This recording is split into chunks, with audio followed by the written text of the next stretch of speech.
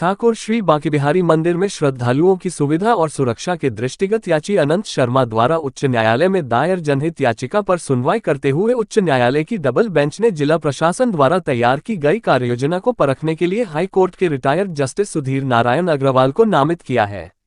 शुक्रवार की शाम मंदिर परिसर के निरीक्षण के बाद श्री अग्रवाल शनिवार को टूरिस्ट फैसिलिटी सेंटर में प्रशासनिक अधिकारियों के साथ गोस्वामी समाज और व्यापारी वर्ग से मुखातिब हुए।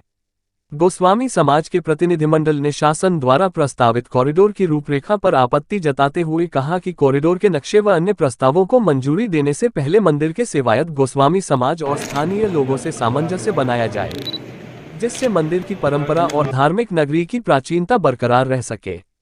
गोस्वामी समाज के अनुसार प्रशासन अभी तक व्यवस्थाओं को थोपने का कार्य कर रहा है।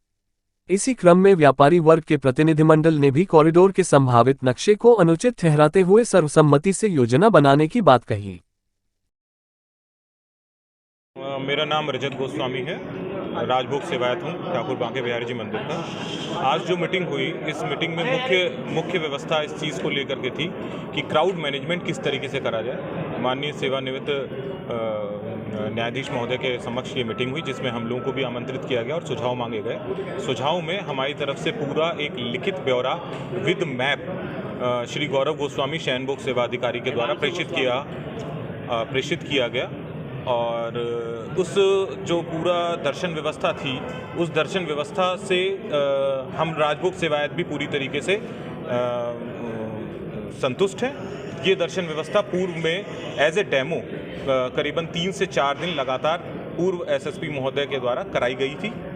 अब इसी के संचालन के लिए एक रिक्वेस्ट करी गई है कि अगर इस व्यवस्था को कुछ दिनों के लिए चालू करा जाए वापस, और जो भी इसमें कमियां रहती हैं उनको भी सुदृढ़ कर दिया जाए, तो उम्मीद है आने वाले दर्शनार्थियों को सही से दर्शन हो सकेंगे, सभी को विधिवत रूप से दर्शन होंगे और एक क्राउड मैनेजमेंट का बेटर प्लान तैयार हो जाएगा, बिना किसी वृंदावन की पौराणिकता को खतरे में डालते हुए, बिना किसी कॉरिडोर के, बिना किसी कुंज गलियों को